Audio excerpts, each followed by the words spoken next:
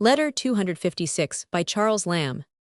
PM 25 Nov. 1819. Dear Miss Wordsworth, you will think me negligent, but I wanted to see more of Willie before I ventured to express a prediction. Till yesterday I had barely seen him, Virgilium tantum vidi, but yesterday he gave us his small company to a bullock's heart, and I can pronounce him a lad of promise. He is no pedant nor bookworm, so far I can answer. Perhaps he has hitherto paid too little attention to other men's inventions, preferring, like Lord Foppington, the natural sprouts of his own. But he has observation, and seems thoroughly awake. I am ill at remembering other people's bon mots, but the following are a few. Being taken over Waterloo Bridge, he remarked that if we had no mountains, we had a fine river at least, which was a touch of the comparative. But then he added, in a strain which augured less for his future abilities as a political economist, that he supposed they must take at least £1 a week toll.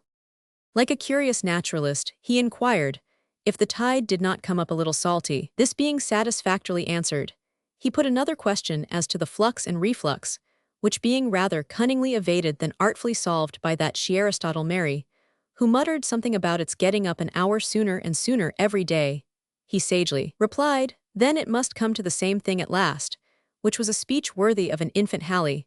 The lion in the change by no means came up to his ideal standard.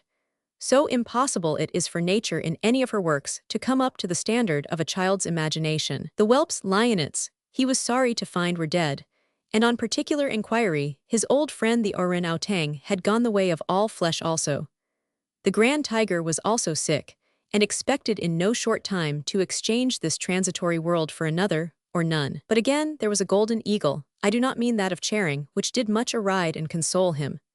William's genius, I take it, leans a little to the figurative, for being at play at trick-track, a kind of minor billiard table which we keep for smaller wights, and sometimes refresh our own mature fatigues with taking a hand at, not being able to hit a ball he had iterate aimed at, he cried out, I cannot hit that beast.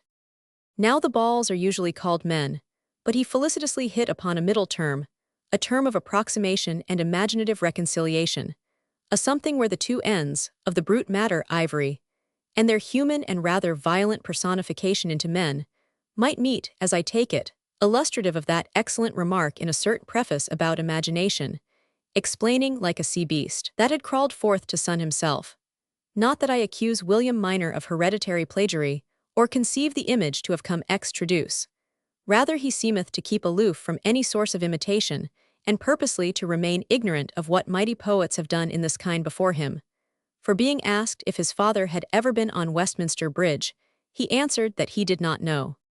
It is hard to discern the oak in the acorn, or a temple like St. Paul's in the first stone which is laid, nor can I quite prefigure what destination the genius of William Minor hath to take. Some few hints I have set down, to guide my future observations. He hath the power of calculation in no ordinary degree for a chit. He combineth figures, after the first boggle, rapidly. As in the trick-track board, where the hits are figured, at first he did not perceive that 15 and 7 made 22, but by a little use he could combine 8 with 25, and 33 again with 16, which approacheth something in kind. Far let me be from flattering him by saying in degree, to that of the famous American boy, I am sometimes inclined to think I perceive the future satirist in him, for he hath a sub-sardonic smile which bursteth out upon occasion, as when he was asked if London were as big as Ambleside, and indeed no other answer was given, or proper to be given, to so ensnaring and provoking a question. In the contour of skull certainly I discern something paternal, but whether in all respects the future man shall transcend his father's fame, time the trier of geniuses must decide. Be it pronounced peremptorily at present, that Willie is a well-mannered child, and though no great student, hath yet a lively eye for things that lie before him. Given in haste from my desk at Leadenhall, yours and yours most sincerely. This letter, which refers to a visit paid to the Lambs in Great Russell Street by Wordsworth's son, William, then 9 years old, is remarkable, apart from its charm and humor, for containing more of the absolute method of certain of Lamb's Elia passages than anything he had yet written. Lord Foppington, in Vanbrugh's Relapse, Lamb used this speech as the motto of his Elia essay, Detached Thoughts on Books and Reading. Like a sea beast, Lamb alludes to the preface to the edition of 1815 of Wordsworth's poems, where he quotes illustratively from his Resolution and Independence.